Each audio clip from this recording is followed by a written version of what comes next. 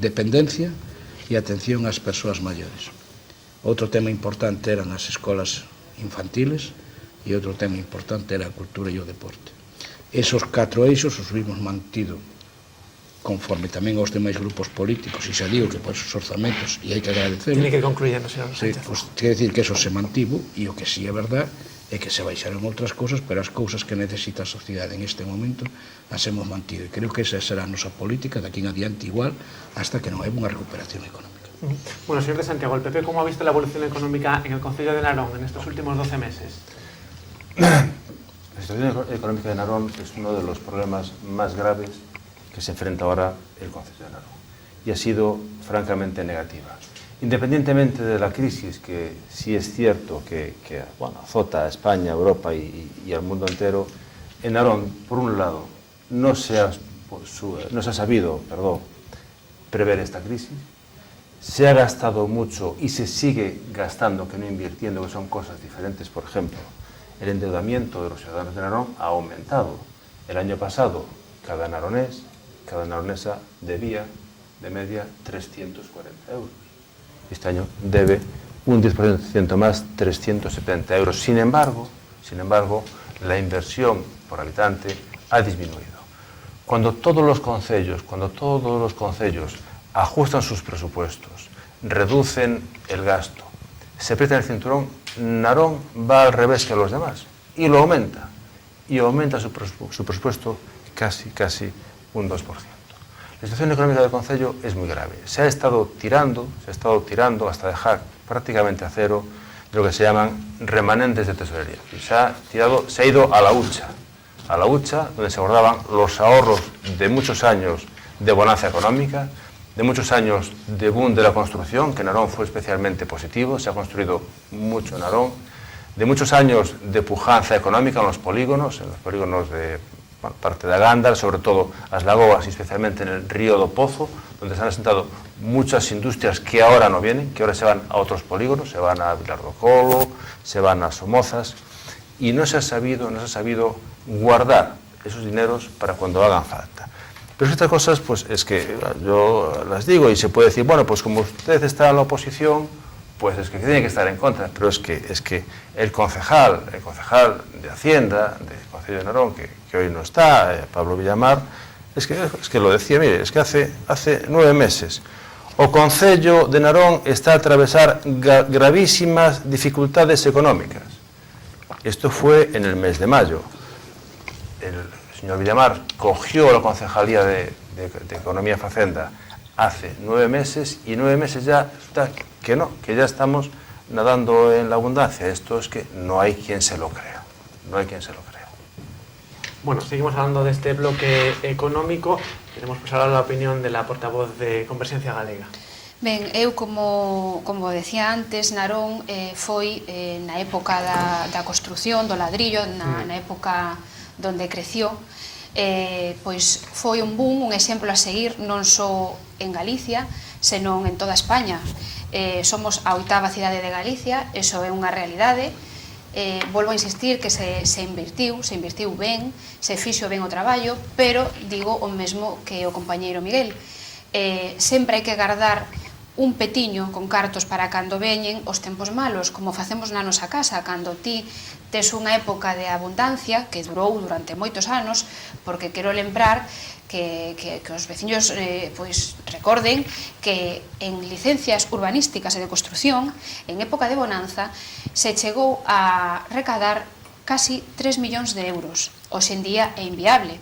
Nos apoiamos o tripartito na subida dos impostos e seguimos apoiando porque creemos que é necesario, porque verdadeiramente, inda que de algún xeito culpo a anterior legislatura de falta de previsión e incluso a anterior, tamén é verdade que hai que hacer unha serie de reformas e de crisis para aguantar a situación, porque se nós temos unha caixiña que é o noso concello, donde cada vez entran menos cartos debido a que as administracións públicas ingresan menos e os veciños necesitan todavía máis, teñen máis necesidades, porque canto máis desempleo hai, pois temos que aportar, temos que bonificar e axudar a esa xente, é a nosa obriga.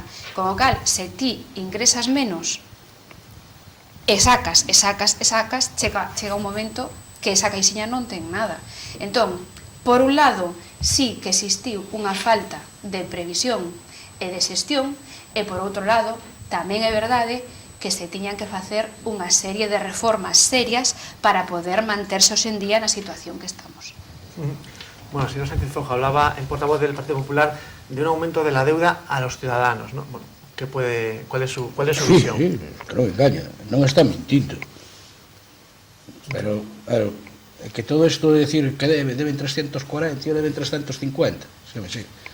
Pero, cando digo sensibilidades, digo porque cada quen que estamos aquí, e faltan dous compañeiros máis das 5 sensibilidades que hai na Narón, pensamos políticamente de xeito distinto. E cada pensamento político tamén leva un pensamento económico, que isto non é Europa, Europa van da banca, e despois os políticos, non? En Narón, e en calquer concello, mandan as idearios políticos. E os idearios políticos que ti vas desenrolando ano tras ano, che levan a política económica que estás a realizar.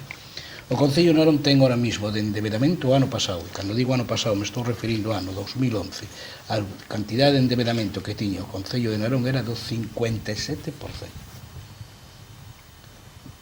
O goberno che permite estar endeudado un concello como Narón hasta o 115%. E se pasas do 115%, como pode ser o Concello de Madrid, tens que pedir permiso para que che deixen endeudar máis. É que sin débeda non se vive. Sin débeda non se vive. E claro, o Concello de Narón, entre o que pagou unha cousa e outra e o novo crédito que se pediu, pasou do 57% ao 59%, 2 puntos. Sí, é verdad, pero tamén os veciños van a ter máis cousas. A min estar endevedado dentro do que son os límites marcados pola lei, e se ainda dentro dos límites marcados pola lei somos unos dos concellos, e senón que se me demostra aquí, menos endevedados de Galicia, e senón sempre o digo, se me poden demostrar outros datos que se me presenten, porque eu, como digo, cara ao público, e aquí teño que marcharme por un mentiroso. Entón, si estamos endevedados, o señor Miguel seguramente ten razón, non lle botei os cálculos que sexan 340 antes e que sexan 350 ahora. Pero que en esa política somos un dos concellos menos endevedados de Galicia, poño a man, como se suele decir, no lume por eso. E dentro das políticas económicas que estamos a seguir, pues claro que é verdad.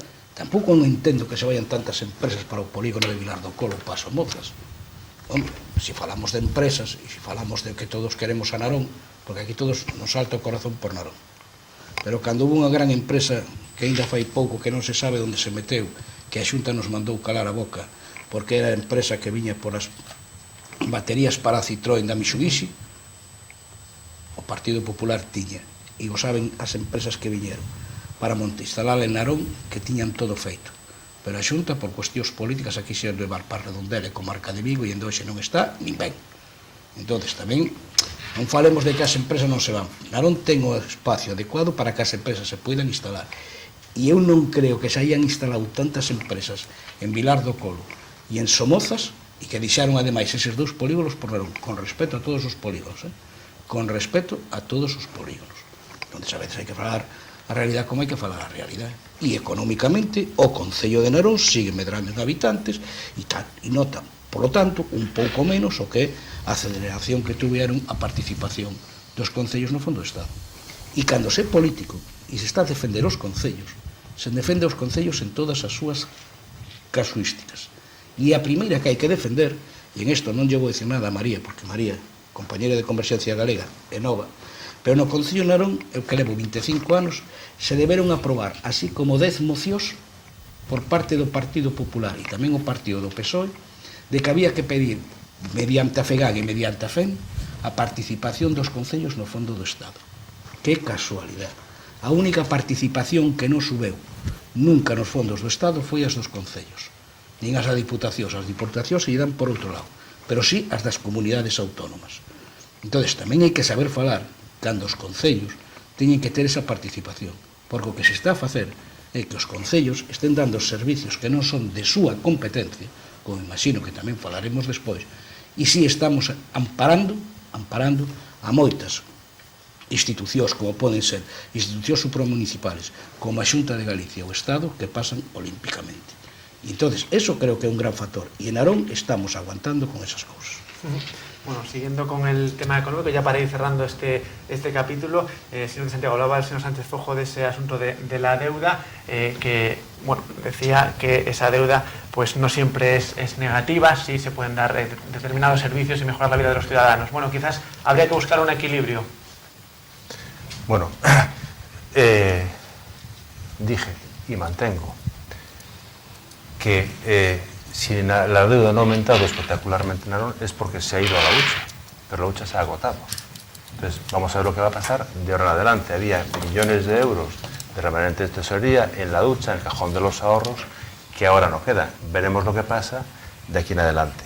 Y también se quiere recordar una cosa que es muy importante y siempre se pasa por alto, que es la siguiente. Por la falta de previsión del gobierno socialista de Madrid, se levantaron a los concellos unas cantidades en concepto de participación, de previsión en los ingresos del Estado. Como también el gobierno socialista pues, no se enteró o no quiso enterarse o se hizo loco de que iba a venir una crisis, dio más de lo que tenía que haber dado y les exigió a los concellos que lo tuvieran en 5 años. La primera medida que tomó el gobierno popular de Mariano Rajoy fue aumentar ese plazo de 5 a 10 años, con lo cual eso supone una liberación económica muy importante para los ayuntamientos al no tener que liberar estas cantidades en 5 años, sino solamente en 10. Y eso supone una gran liberación de cargas económicas para los ayuntamientos. Eso supone un alivio para las arcas de los ayuntamientos. Bueno, ya para ir cerrando este asunto, bueno, es cierto que ese aplazamiento de la deuda pues pudo beneficiar al Concello de Narón, ¿no? Bueno, señora Porta, como ve esta medida, ¿no? Ben, a débeda subiu, evidentemente non foi moito, pero eu sempre digo que a débeda é como a diabetes. Se non a controlas, malo. Hai que controlala. Hai que ser conscientes que se a medida que pasan os orzamentos, que se presentan outros orzamentos, a débeda segue crecendo, pois temos un grave futuro para o noso Concello. Pero eu, o que sí, quero facer unha reflexión, porque aquí sempre falamos o que fixo un goberno, o que fixo outro no goberno central. Eu diría que, xa para rematar, que o PSOE, a palabra crise, cando se enterou, tiñamos xa 5 millóns de parados. O PP todavía non entende o que significa a palabra rescate, pero é moi clara, rescate. E o goberno de Narón tampouco entende o que significa falta de previsión. Eu creo que isto é o máis claro que podo dicir. Nos sempre apostamos por uns orzamentos e nos abstivemos transparentes, claros e que se asusten á realidade. E a situación económica do Concello de Narón, hoxe en día, os que estamos na oposición non o sabemos. Nos apostamos e dixemos en varias ocasións por un proceso de saneamento das contas. E xa en algún informe de intervención se falou de que había que facer un estudo individualizado dos dereitos de cobro e das obrigas de pago, donde aquí temos, e se falamos xa concretamente, débedas dende o ano 2008. Isto é unha falta de xestión. Tiñamos facturas no caixón esquecidas que apareceron de repente polo Espírito Santo e que, claro, tiñamos que pagalas, pero que eran facturas dende o ano 2008. Temos facturas que se traspapelaron e que despois se atoparon. E todas esas facturas tiveron que pagarse agora, cos orzamentos de agora. Eso significa que existe unha falta de previsión e unha falta de xestión. Pues continuaremos hablando de los diferentes aspectos del Concello de Narón en este pasado año que acaba de terminar, pero dentro de unos segundos, porque vamos a hacer una pausa y después ustedes ya podrán llamar a este teléfono al 981 36 99 13 para realizar sus comentarios sobre lo que ha dado de sí este primer año en el Concello de Narón. Volvemos enseguida. Hola,